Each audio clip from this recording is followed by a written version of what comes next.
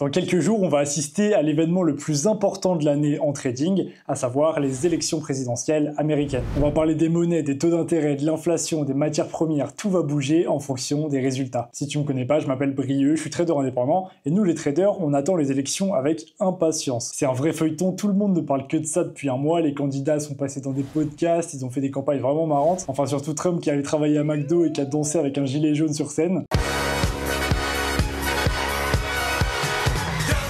Bref, au-delà de l'animation des médias, de la politique, etc., nous, on va surtout analyser les marchés financiers. Ce que tu veux savoir, c'est comment te positionner sur les marchés pour gagner de l'argent pendant cette période. Et c'est ce qu'on va faire. Je vais te partager mes conseils, ma vision, mon plan pour prendre les meilleurs trades. Et si t'aimes bien ce genre de vidéos analytiques, tu peux t'abonner à la chaîne pour pas rater les prochaines. Donc c'est parti, sans plus attendre, on va étudier 3 scénarios des résultats des élections présidentielles américaines. Premier scénario, c'est victoire totale de Trump. Il gagne les élections et le Congrès. Comme tu sais, aux États-Unis, c'est un petit peu la même idée qu'en France. Tu peux gagner les élections, mais ne pas avoir de majorité à l'Assemblée. Dans ce cas-là, le président a du mal à faire passer ses mesures, ou alors il utilise le 49.3. Mais là, imagine un scénario aux États-Unis où Trump gagne tout, il n'y a pas de match, et il a tout le gouvernement sous bannière républicaine. Dans ce cas-là, bien sûr, il pourrait dérouler sa politique comme un bulldozer avec une opposition limitée. Au niveau politique, ça veut dire des réductions massives d'impôts, du protectionnisme avec des taxes sur les biens étrangers, des tarifs, des relocalisations d'entreprises, etc. Mais ce qui nous intéresse surtout, nous, au niveau des marchés financiers, c'est qu'il veut mener une politique monétaire très stricte. Il veut contrôler l'inflation, c'est un sujet qu'il a beaucoup abordé. Il reproche à Biden et Harris la montée des prix qui pèse sur les ménages américains. Ils payent leurs courses plus cher, l'essence coûte plus cher, tout coûte plus cher, ils n'arrivent plus à boucler les fins de mois. Et ça, d'une manière un petit peu cynique, c'est bon pour nous. C'est bon pour nous parce qu'une politique monétaire stricte, ça veut dire des taux d'intérêt directeurs plus élevés. Et qu'est-ce que ça veut dire des taux d'intérêt directeurs élevés? Ça veut dire une demande accrue pour la monnaie, donc le prix de la monnaie qui monte. Donc on va acheter du dollar, et ça tu le sais si tu regardes ma chaîne depuis longtemps, j'aime beaucoup acheter du dollar dans ce contexte. Mais là normalement, si tu as bien travaillé ta macroéconomie, il y a quelque chose qui doit te déranger dans ce que je viens de dire. Je baisse la lumière, je te laisse réfléchir quelques secondes. J'ai dit, Trump veut mener une politique monétaire plus stricte. Mais Trump n'est pas le président de la Fed. Trump, c'est le président des États-Unis, pas de la Réserve fédérale. C'est notre vieil ami Jérôme Powell qui est président de la Fed. Et c'est lui et son comité qui vont décider de la politique monétaire. Et en théorie, ils sont complètement indépendants du pouvoir central. Ils n'ont rien à voir avec le gouvernement. Donc Trump ne peut pas mener une politique monétaire. Mais comme un bon bulldozer, tu vas voir qu'il va un peu leur forcer la main. Parce que ces objectifs que j'ai évoqués, ça va contribuer à la croissance. C'est une vision claire de relance économique. Et ça crée de l'inflation. Et tu le sais, le premier objectif de la Fed, c'est la stabilité des prix, c'est contenir l'inflation. Donc, même si les deux sont totalement indépendants, la Fed va bien être obligée de suivre pour contenir l'inflation, pour pas avoir une inflation galopante totalement hors de contrôle. Donc la Fed va être forcée de garder des taux d'intérêt plus élevés pour garder l'inflation aux objectifs de 2%.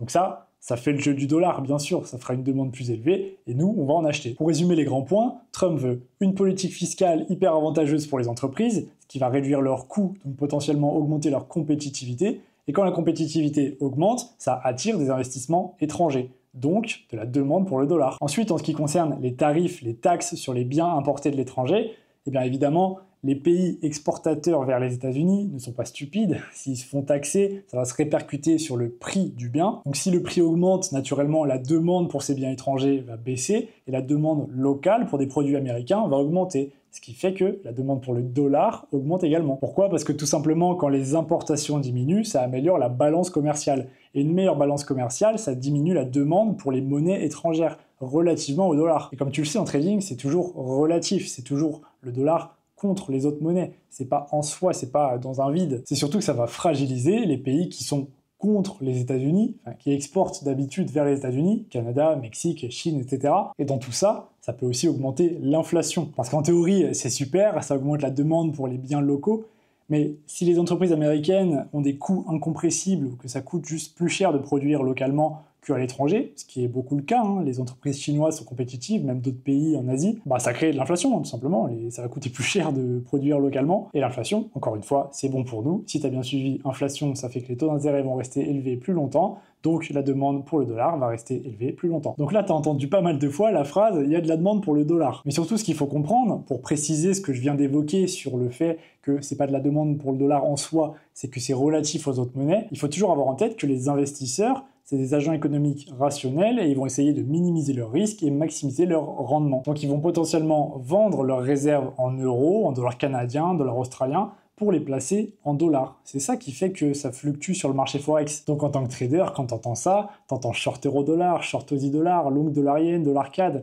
tu veux prendre des opportunités sur le marché pour capitaliser sur l'analyse qu'on vient de faire juste avant. Évidemment, on ne fait pas une analyse juste pour faire joli, on veut gagner de l'argent grâce au bulldozer Donald Trump. Donc voilà ma vision pour le premier scénario, globalement acheter du dollar, et je vais te montrer ce graphique qui va te montrer la réaction des autres monnaies par rapport au dollar quand Trump a été élu en 2016. Le dollar australien et le dollar néo-zélandais se sont dépréciés par rapport au dollar entre 2016 et 2020. Évidemment, les performances passées ne présagent pas toujours les performances futures, mais ça donne une idée. Donc on va passer au deuxième scénario. Je vais baisser cette lumière. Ah là, on est mieux quand même pour parler politique. Bon, deuxième scénario, on aurait Trump président, mais cette fois-ci avec un congrès divisé. Encore une victoire du bulldozer, mais avec une politique qui sera plus bridée, parce que le congrès va lui mettre des bâtons dans les roues. Au congrès, il y a le Sénat, et un Sénat démocrate. Ça va concrètement être une grosse bagarre entre les deux. Il va devoir faire beaucoup de compromis. Il va devoir jongler entre son programme et ce que va lui imposer le Sénat démocrate.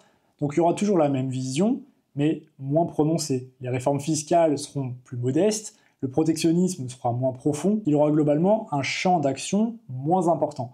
Mais ça ne veut pas dire que ça va changer du tout au tout non plus. Pour le marché, il y aurait les mêmes drivers fondamentaux, il y aurait les mêmes enjeux pour le marché, mais simplement proportionnellement aux mesures mises en place. Et dans des configurations pareilles, où on aurait également la Fed qui garderait des taux d'intérêt élevés pour toujours contenir l'inflation, comme dans le premier scénario, là on veut se demander, en tant que trader, où est-ce qu'on va placer notre argent? Parce que si c'est moins clair, si c'est pas aussi bullish pour le dollar, faut bien qu'on prenne des bons trades quand même et qu'on place notre capital. Et on peut peut-être penser, et d'ailleurs c'est très probable, que un congrès divisé avec Trump au pouvoir, ça va créer une sclérose dans le gouvernement et que vraiment ça va avancer au ralenti. Ils n'arriveront pas à se mettre d'accord, ils pourront pas prendre les mesures que Trump veut prendre, donc évidemment ça va ralentir le progrès et la croissance. Et donc là c'est la double peine, c'est stagnation plus inflation, ce qu'on appelle communément la stagflation. Et la stagflation, c'est bon pour quel actif, selon toi? Petit quiz. Une économie qui stagne avec des prix qui augmentent, c'est bon pour l'or et les métaux précieux. C'est un excellent hedge contre l'inflation parce que tu places ton capital dans un actif demandé, stable, et surtout avec une offre, une supply limitée par rapport au dollar. Ou juste, le dollar, on peut activer la planche à billets, quoi. Pour l'or, c'est un petit peu plus compliqué, il faut prendre des machines et aller forer sous la terre. Et ce raisonnement, c'est en partie ce qui m'a fait acheter beaucoup d'or fin 2023 et tout au long de 2024. Ça, comme pour le dollar, j'en ai parlé beaucoup en vidéo, donc si tu m'as écouté, bravo à toi, t'as fait un super investissement. Et sinon, abonne-toi, si t'es pas encore abonné, pour pas rater les prochaines opportunités que je partagerai comme ça. Et sinon, pour se couvrir des fluctuations du dollar qui seraient donc moins claires dans ce deuxième scénario, on pourrait prendre un pari encore plus défensif. On pourrait par exemple parier sur une hausse des rendements obligataires. Si on est convaincu que les taux d'intérêt vont rester plus hauts pour plus longtemps, eh bien les rendements des bons du trésor, des obligations gouvernementales vont aussi rester plus hauts pour plus longtemps. Donc un trade intéressant à moyen long terme serait de pourquoi pas short des ETF comme TLT ou IEF de BlackRock, qui sont des ETF de bons du trésor américain à maturité 20 et 10 ans. Et oui, j'ai bien dit short, vendre, alors qu'on parie sur la hausse des rendements obligataires, parce qu'il y a une relation inverse entre le prix des obligations et le rendement. Quand de nouvelles obligations sont émises avec des rendements plus élevés, eh bien le prix, la valeur des obligations qui sont actuellement en circulation chute, diminue, parce que les rendements sont moins élevés. C'est plus avantageux pour un investisseur d'acheter les nouvelles obligations que les anciennes. Donc par la loi de l'offre et la demande, ça fait augmenter le prix des nouvelles et chuter le prix des anciennes. Donc voilà pour le deuxième scénario, qui est un peu comme le premier, mais beaucoup moins clair. Ce serait beaucoup moins flagrant et beaucoup moins facile à appréhender en tant que trader. Donc pour moi, ces deux scénarios-là sont les plus probables, mais je vais quand même te parler d'un troisième scénario où Kamala Harris gagne. Parce qu'en tant que trader, il faut être paré à toutes les éventualités. Donc troisième scénario, présidence Kamala Harris avec un congrès divisé. Dans ce cas-là, contrairement à Trump, l'économie serait plutôt marquée d'augmentation d'impôts pour les entreprises et pour les plus aisés. Harris et les démocrates en général veulent taxer les riches. C'est quelque chose qui revient souvent dans leur programme, pour redistribuer les richesses, augmenter le niveau de vie des moins fortunés, investir dans le gouvernement, etc. Et avec un congrès divisé, ce serait un peu la même chanson, il y aurait la même bagarre entre les républicains et la présidence démocrate, mais dans l'ensemble, une présidence Harris, ça peut être un facteur de stabilité pour les marchés. Pourquoi? Parce que déjà, il n'y aura pas le bulldozer Trump qui va venir mettre un coup de pied dans la fourmilière, mais surtout, ce serait une continuation du statu quo, ce serait une continuation de l'administration Biden sur le climat, les politiques sociales, les taxes, les régulations, etc. Harris était vice-présidente de Biden, et tout comme Biden était vice-présidente de Obama, ça risque pas de changer du tout au tout. On verrait pas énormément de changements fondamentaux. Et ça, les marchés aiment bien. Ils aiment bien la stabilité, ils aiment bien quand ça change pas. Souvent, ce qui fait bouger les marchés, c'est la surprise. Donc il y aurait moins de volatilité, mais en même temps, on s'ennuie un peu, quoi. Nous, en tant que trader, on veut avoir des opportunités. Donc que deviendrait le dollar dans tout ça? il serait moins haussier qu'avec Trump, naturellement, parce que les deux visions des deux partis sont complètement différentes, et les mesures dont je t'ai parlé dans les deux premiers scénarios n'auraient pas lieu, bien sûr, donc il n'y aurait pas cette pression haussière pour le dollar. Mais il faut quand même prendre du recul et relativiser. Et je vais te demander de bien te concentrer et de bien écouter ce que je vais dire. Je vais faire une parenthèse extrêmement importante à entendre si tu veux réussir en trading. Pour mon analyse fondamentale, je lis tous les jours des articles économiques, j'écoute tous les jours des chaînes d'infos, je fais tous les jours des recherches diverses sur Internet, et récemment, j'ai souvent entendu la même analyse au sujet d'une victoire de Kamala Harris. La plupart des analystes, économistes, etc., s'attendent à voir un dollar baissier si Harris remporte les élections. Par exemple, la banque ING, dans un rapport récent, prévoit que la paire euro-dollar serait à 1,12 fin 2024. Et les rapports de la banque ING sont d'une très grande qualité, je les lis tous les jours. Et pourtant, cette fois-ci, je ne suis pas d'accord avec eux. Et ça, pour être bon en analyse fondamentale, pour être un vrai bon trader à long terme sur les marchés financiers, c'est absolument capital de comprendre que tu as le droit de ne pas être d'accord avec des analystes. Et pourquoi je dis ça avec insistance, c'est que j'ai l'impression que c'est pas si évident que ça pour tout le monde. J'ai l'impression que les débutants en trading, et même les gens avec un peu plus d'expérience, mettent les analystes, les économistes sur un piédestal. Ils considèrent les analyses des experts comme objectivement vraies et ne questionnent pas du tout la véracité, la pertinence des analyses. Et surtout, ils pensent que l'analyse fondamentale, c'est être au courant de ce qui se passe, regarder Forex Factory, comprendre rapidement le contexte macro, les théories des marchés, mais c'est pas aussi simple que ça, évidemment. Si c'était aussi simple, tout le monde serait riche, c'est comme pour tout. Il suffit pas de lire des bouquins et regarder Forex Factory pour savoir si le NFP est sorti rouge ou vert. C'est comme pour tout, c'est comme pour gagner la Ligue des Champions, il suffit pas de bien jouer au foot, il faut mieux jouer que les autres, qui sont tous aussi super forts, c'est tous aussi des experts. Tu joues pas contre des plots, tu joues pas contre une équipe départementale en finale de Ligue des Champions. Ben là c'est pareil, regarder Forex Factory, c'est être en équipe départementale. Un bon trader, ça développe ses propres convictions, son esprit critique, son indépendance de pensée, et tu peux pas dépendre aveuglément des opinions des experts. Tu dois avoir tes propres convictions et parfois oser aller à contre-courant des analyses mainstream. Et ça, c'est ce qui me rend rentable depuis 3 ans, j'ai pas plus de connaissances qu'un autre. Dans le monde du trading, dans le monde de la finance, tout le monde connaît les théories par cœur. Donc mon conseil pour toi, si t'es pas encore rentable, c'est d'essayer de sortir des sentiers battus. Essaie de te construire un avantage que les autres n'ont pas. Ne fais pas comme tout le monde. Bref, donc voilà, parenthèse fermée, et je vais t'expliquer pourquoi je suis pas d'accord, évidemment. Parce qu'il suffit pas de ne pas être d'accord pour être subversif. Il faut avoir une substance derrière, il faut avoir une raison. Donc pourquoi je suis pas d'accord et pourquoi je pense que le dollar serait quand même haussier sous Harris, moins haussier que sous Trump, mais quand même haussier, pas baissier, c'est que, malgré tout, les fondamentaux de l'économie américaine ne vont pas changer du tout au tout si on est républicain ou démocrate. Faut arrêter de penser que la politique va tout changer. Ça fait des années que les politiciens font des promesses et rien ne change jamais. C'est pas binaire, c'est pas noir ou blanc. Et les États-Unis existent sans président et peuvent très bien fonctionner sans. D'ailleurs, depuis quelques mois, il n'y a concrètement plus de président. Biden, on ne sait pas où il est en maison de retraite. C'est un résident d'EHPAD maintenant et le pays se porte très bien, il n'y a pas de problème. Et par exemple, si on regarde le stock market, si je te mets un graphique du S&P, est-ce que tu vois une différence flagrante entre les présidences républicaines et démocrates? Non, pas vraiment. La politique, ça fait pas tout. Et je pense que généralement, les gens surestiment l'impact de la politique. Ils pensent que ça va tout changer. Si c'est Trump, ça va être ci. Si c'est Harris, ça va être ça. Alors que non, c'est important, bien sûr. Il y a des changements qui peuvent arriver.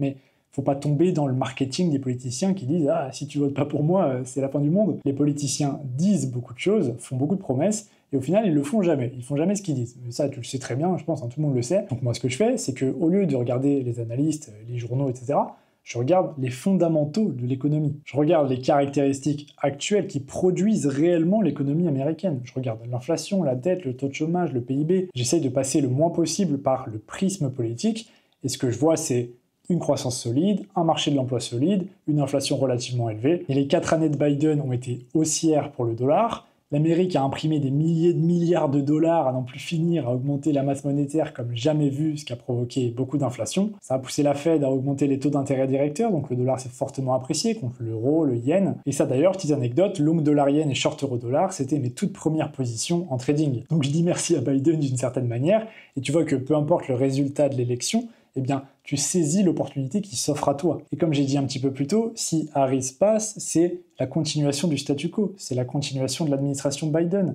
Il n'y a pas de raison que ça change du tout au tout. Harris vient littéralement de passer 4 ans en tant que vice-présidente de Biden. Donc pourquoi les dynamiques de l'économie américaine actuelle devraient changer? Les milliers de milliards de dollars qui ont été imprimés et distribués dans l'économie, ils vont pas disparaître, ils vont pas passer sous le matelas. L'inflation ne va pas disparaître. Ma thèse, c'est que la Fed ne pourra pas baisser ses taux directeurs. Dorénavant, les Américains vont devoir vivre avec une inflation stagnante. C'est comme ça, c'est leur nouvelle réalité. Le QE à foison, les taux d'intérêt à zéro, c'est fini. Et bien entendu, c'est haussier pour le dollar et pour l'or qui va continuer d'être un hedge parfait contre l'inflation. Ce que je veux dire globalement dans ce troisième scénario, et même ça peut s'appliquer aussi dans les deux scénarios précédents, c'est que tant qu'on ne verra pas de changements fondamentaux dans l'économie américaine, pas simplement dans la vision du candidat, rien ne change. Donc voilà ma vision, voilà mon plan. Je continue de crier sur tous les toits qui veut bien m'entendre d'acheter du dollar et de l'or. Pourquoi changer une équipe qui gagne? C'est toujours ma conviction de long terme. Cela dit, évidemment, il peut y avoir des fluctuations court terme. Par exemple, pour le dollar, on pourrait s'attendre à une baisse en décembre, en raison du cycle électoral, en raison de la saisonnalité, pour ensuite reprendre à la hausse en janvier. Ça, je te l'expliquerai en vidéo, donc abonne-toi pour pas rater mes prochaines vidéos à ce sujet. Et un dernier conseil, ne sous-estime pas la volatilité que peut apporter la période électorale. Pendant les élections, un mouvement anodin d'une semaine peut arriver en un jour. C'est le résultat des marchés financiers qui price le résultat, qui essayent d'anticiper. C'est les gestionnaires de fonds qui rebalancent leur portefeuille, qui prennent des paris. Enfin, il y a plein de choses qui se passent en ce moment qui créent de la volatilité. Et c'est maintenant et ça le sera aussi après. Dans la semaine juste après les élections, il y a pas mal de mouvements. Je te mets le graphe ici de ce qui s'était passé en 2016. Donc s'il te plaît, ne risque pas tout ton argent sur un seul trade. Même si tu as une super conviction de long terme, à court terme, tu peux te prendre des dingueries. Bref, abonne-toi pour suivre mes prochaines vidéos. Mets un j'aime à cette vidéo et mets un commentaire pour me dire c'est quoi ta vision du marché en ce moment. Et si tu veux discuter avec moi ou me poser des questions à ces sujets, je t'invite à rejoindre ma communauté Discord où je vais publier un rapport d'analyse fondamentale journalier. Tu pourras y réagir, me poser des questions, simplement discuter du sujet. Donc voilà, le lien est en description, je t'y attends et je te souhaite une excellente soirée. C'était Brieux, ciao.